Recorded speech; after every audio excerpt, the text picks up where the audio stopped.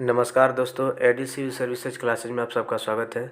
Friends, आज हम लोग फिजिक्स लेक्चर के अंतर्गत लेक्चर 2 पे डिस्कशन करेंगे और ये हमारा सर्वाइवल सीरीज चल रहा है। तो चलिए स्टार्ट करते हैं। आज का पहला क्वेश्चन है, जब कोई वस्तु ऊपर से गिराई जाती है तो उसका भार होता है। तो उसका भार जो है अपरिवर्तित होता रहता है, ठीक है, अपरिवर्तित रहता है। लेकिन इसका कंडीशन ये है कि आदर्श परिस्थितियों के यहाँ पर अर्थ ये है कि वायु जो है वहाँ पर प्रतिरोध को नगण्य मानते हुए, कि यानी कि ये माना जाए कि वहाँ पर जो एयर है उसका कोई दबाव प्रेशर नहीं है, तो उस स्थिति को आदर्श परिस्थिति बोला जाता है। किसी वस्तु को ऊपर से गिराने पर उसका भार में कोई परिवर्तन नहीं होगा, ठीक है। माने आइडियल कंडीशन ये मान लेना है कि वहाँ पर वायु जो है नहीं है, यानी कि वो वहाँ पे उपस्थित नहीं है। तब क्या होगा कि अगर गिराया जाएगा कि वस्तु को, तो उस पर क्या होगा कि उसका भार में कोई परिवर्तन नहीं होगा, ठीक है, क्योंकि उसका द्रव्यमान और उस पर लगने वाला गुरुत्वीय त्वरण अपरिवर्तित रहता है। दूसरा क्वेश्चन है जो कि इसी से रिलेटेड है कि हवा में लोहे और लकड़ी की समान भार की गेंद को समान ऊंचाई से गिराने पर क्या होगा। तो समान ऊंचाई से अगर गिराइएगा तो लकड़ी की गेंद बाद में गिरेगी। इसका अर्थ ये है कि लोहे की जो छड़ है, ठीक है, यानी कि जो लोहा है वो पहले गिरेगा, अब बाद में लकड़ी गिरेगी। क्योंकि वजन से अगर देखिएगा भार के अनुसार तो लोहे का भार ज़्यादा होता है, लकड़ी का उसकी तुलना में कम होगा। तो यहाँ पर सवाल ये उठता है कि ये क्यों हो गया, ठीक है। यहाँ पर कंडीशन अलग है। कंडीशन क्या है कि यहाँ पे देख लीजिए कि हवा की अनुपस्थिति में लोहा तथा लकड़ी के समान भार को समान ऊंचाई से गिराने पर वे एक साथ पृथ्वी पर पहुंचेंगे, परंतु हवा की उपस्थिति में, यानी कि जब वायु वहाँ पर उपलब्ध रहेगा, तो लोहे तथा लकड़ी की समान भार की गेंद को समान ऊंचाई से गिराने पर लोहे की गेंद पहले पहुंचेगी तथा लकड़ी की गेंद बाद में गिरेगी, ठीक है। तो यहाँ पर कंडीशन देख लीजिएगा कि हवा है कि नहीं वहाँ पर, ठीक है। नेक्स्ट, किसी पिंड का भार, तो किसी पिंड का भार जो है ध्रुवों पर क्या होता है, सर्वाधिक होता है, और भूमध्य रेखा पर क्या होता है, सबसे कम होता है। तो यहाँ पर इसका एक्सप्लेनेशन देख लीजिए कि गुरुत्वीय त्वरण का मान भूमध्य रेखा पर सबसे कम और ध्रुवों पर सबसे अधिक होने के कारण पिंड का भार भूमध्य रेखा पर न्यूनतम तथा ध्रुवों पर सर्वाधिक होगा, ठीक है। नेक्स्ट, एक वस्तु का पृथ्वी पर द्रव्यमान 100 किलोग्राम है, ठीक है। गुरुत्व जनित त्वरण जो है जी जो है 10 मीटर पर सेकंड दिया हुआ है। अगर चंद्रमा पर गुरुत्व जनित त्वरण जो है जी बाई 6 दिया हुआ है, तो चंद्रमा पर वस्तु का द्रव्यमान क्या होगा। तो देखिए, द्रव्यमान अगर पूछेगा तो द्रव्यमान में कोई बदलाव नहीं आएगा, ठीक है। ये अगर 100 है पृथ्वी पर, तो ये चंद्रमा पर भी क्या होगा, 100 ही होगा। लेकिन अगर भार बोलेगा तो भार क्या होता है कि जितना पृथ्वी पर उसका द्रव्यमान है, ठीक है, भार सॉरी, तो उसका क्या होगा 6 बटे में आ जाएगा, यानी कि 100 बटा में 6 हो जाएगा उसका भार। लेकिन द्रव्यमान में कोई परिवर्तन नहीं होता है, ये कंसेप्ट याद रखिएगा। एक्सप्लेनेशन देख लेते हैं। किसी वस्तु के द्रव्यमान पर गुरुत्वीय त्वरण में परिवर्तन का कोई प्रभाव नहीं पड़ता है, ठीक है, द्रव्यमान पे, तथा वह स्थिर रहता है। गुरुत्वीय त्वरण परिवर्तन से वस्तु के भार में जो है परिवर्तन होता है, ठीक। अब कितना परिवर्तन होता है चंद्रमा पर 1/6, ठीक है। अब यहाँ पे खोज दिया हुआ, इसके खोजकर्ता दिया हुआ है। रेडियम को खोजकर्ता कौन थे, मैडम क्यूरी थी। Penicillin Alexander Fleming. X ray W K Roentgen. चेचक का एडवर्ड जेनर। काफ़ी इंपॉर्टेंट है, चारों इंपॉर्टेंट है। नेक्स्ट, यदि पृथ्वी का गुरुत्वाकर्षण बल अचानक लुप्त हो जाता है तो निम्न में से कौन सा परिणाम सही होगा, ठीक है। तो इसका उत्तर यह है कि वस्तु का भार शून्य हो जाएगा, परंतु द्रव्यमान जो है वही रहेगा, ठीक है। वस्तु का भार जो है, और मैंने बताया भी था कि गुरुत्वीय त्वरण के कारण, गुरुत्वाकर्षण के कारण से भार में परिवर्तन होता है, ना कि द्रव्यमान में। तो अगर अचानक से लुप्त हो जाए गुरुत्वाकर्षण तो क्या हो जाएगा, भार जो है शून्य हो जाएगा, यानी कि गुरुत्वाकर्षण के कारण जो भार जो है प्रभावित होता है, वो जब गुरुत्वाकर्षण रहेगा ही नहीं तो फिर भार पे भी कोई प्रभाव नहीं पड़ेगा, भार जो है शून्य हो जाएगा, परंतु द्रव्यमान जो है वही रहेगा, ठीक है।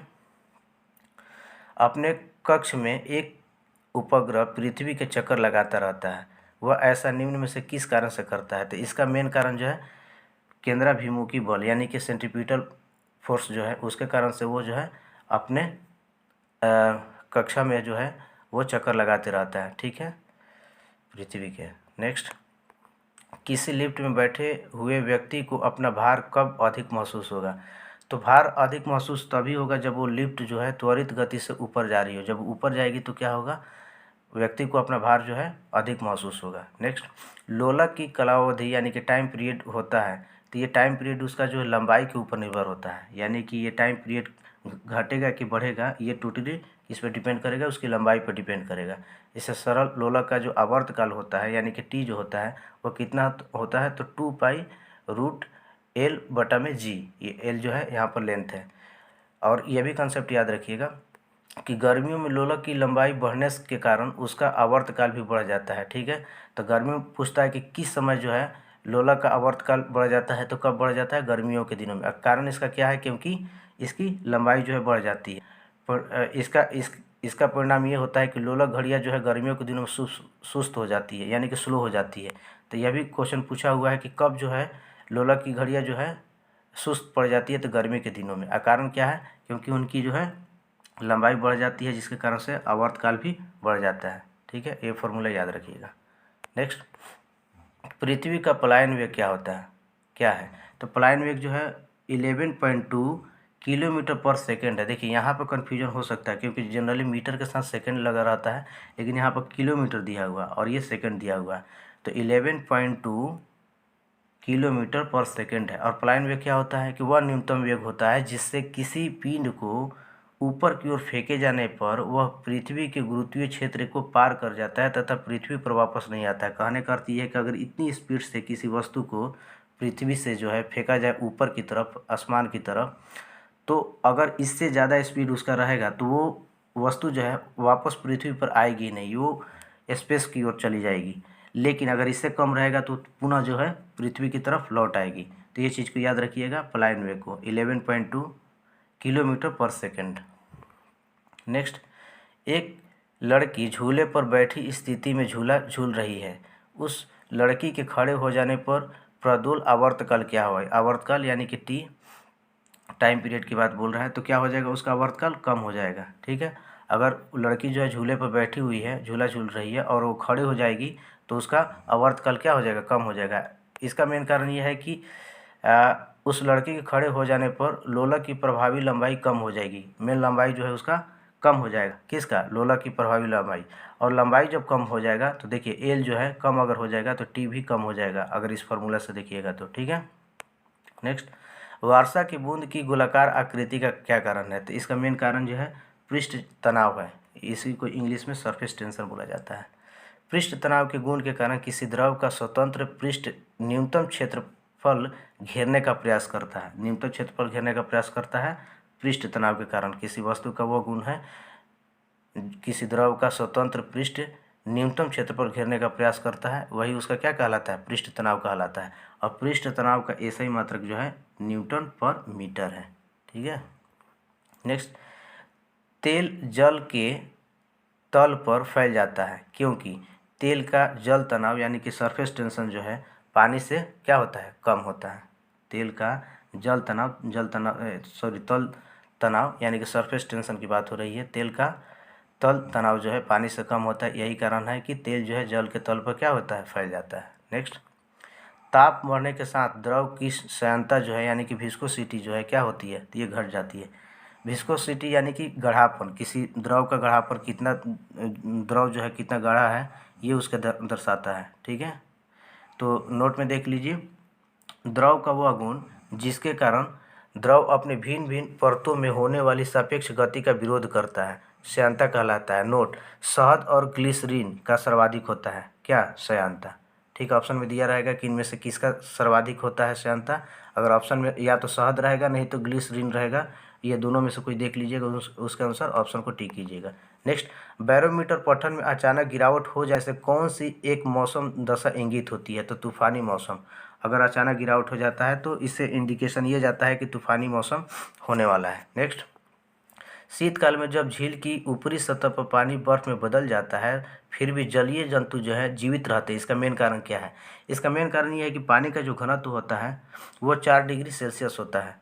उस पर सर्वाधिक होता है। ठीक है, 4 डिग्री सेल्सियस पे पानी का घनत्व जो है सबसे अधिक होता है, जिससे बर्फ़ की ऊपरी सतह के नीचे पानी जमा रहता है, मतलब पानी रहता है। देखने से ऊपर तो बर्फ़ रहता है, लेकिन पानी जो है नीचे जो है अवेलेबल रहता है, जिसके कारण से जलीय जीव जो है वो जीवित रहते हैं। ठीक है, नेक्स्ट, हवाई जहाज़ से यात्रा करते समय पेन से स्याही निकलने लगती है। इसका मेन कारण क्या है? इसका मेन कारण ये है कि वायु दाब में कमी हो जाता है। जैसे जैसे ऊपर हम लोग बढ़ते हैं तो वायुमंडलीय दाब जो है कम होने लगता है। इसी कारण से जो है पेन से स्याही जो है निकलने लगती है। यही कारण है कि यात्रियों को बोला जाता है कि वो जो भी पेन रखे हुए हैं अपने पास, वो पेन को निकाल लें, नहीं तो उनका शर्ट वगैरह खराब हो सकता है स्याही के कारण से। नेक्स्ट, जल का अधिकतम घनत्व होता है। तो जल का अधिकतम घनत्व अगर डिग्री सेल्सियस में बोलेगा तो 4 डिग्री सेल्सियस, लेकिन केल्विन में बोलेगा तो केल्विन में 277 हो जाएगा। इसका मेन कारण है कि केल्विन का फॉर्मूला होता है C+273। तो C कितना है? यहाँ पे 4 है, और 273 में जुड़िएगा तो 277 हो जाएगा। ये भी याद रखिएगा कि 4 डिग्री सेल्सियस पर जल का आयतन जो है न्यूटन होता है, आयतन जो है सबसे कम होता है। ठीक है, आयतन, लेकिन घनत्व अगर बोलेगा तो ये सर्वाधिक होता है 4 डिग्री सेल्सियस पे। नेक्स्ट, लोहे की कील पारे पर क्यों उतरती है जबकि वह पानी में डूब जाती है? तो इसका मेन कारण यह है कि लोहे का घनत्व जो है पानी से अधिक होता है, लेकिन पारे से क्या होता है? कम होता है। इसी कारण से लोहे की कील जो है पारे पर तो तैरती है, लेकिन वो पानी में जैसी जाती है तो वो क्या हो जाती है? डूब जाती है। ये घनत्व के कारण से। नेक्स्ट, मथने के कारण क्रीम का दूध से पृथक हो जाने का मेन कारण क्या है? तो अपकेंद्रीय बल। ठीक है, यानी कि सेंट्रीफ्यूगल फोर्स कारण से जो बाहर की ओर बल लगता है, उसके कारण से जो है क्रीम जो है अलग किया जाता है मथने पे। ठीक है, नेक्स्ट, बादलों के वायुमंडल में तैरने का कारण है उनका कम क्या होना भाई? कम, तो उनका घनत्व कम होना। इसी कारण से बादलों के वायुमंडल में तैरते हैं, बादल जो है वायुमंडल में तैरते हैं। क्यों? क्योंकि उनका घनत्व कम होता है। कौन सा तत्व सबसे पहले कृत्रिम रूप से उत्पादित किया गया था? टेक्नीशियम जो है ये जो है कृत्रिम रूप से उत्पादित किया गया था। इसका परमाणु क्रमांक जो है 43 है, और ये 37 में निर्माण किया गया था। समुद्र में पलवन करते हुए आइसबर्ग का कितना भाग समुद्र के सतह से ऊपर होता है? तो ये 1/9 जो है ये सतह के ऊपर होता है। तो फ्रेंड्स, आज के डिस्कशन में इतना ही। उम्मीद है कि आपको ये वीडियो काफ़ी अच्छा लगा होगा, और इससे एग्ज़ाम में जो है मैक्सिमम क्वेश्चन आपके आएंगे। तो ये सब जो भी क्वेश्चन मैं करा रहा हूँ तो उसको आप अच्छे से देखिए और नोट्स बना लीजिए, या फिर PDF अगर आप मांगिएगा तो इसका PDF भी अवेलेबल हो जाएगा। तो आज के लेक्चर में इतना ही फ्रेंड्स, मिलेंगे हम लोग अपने नए लेक्चर में, तब तक के लिए धन्यवाद।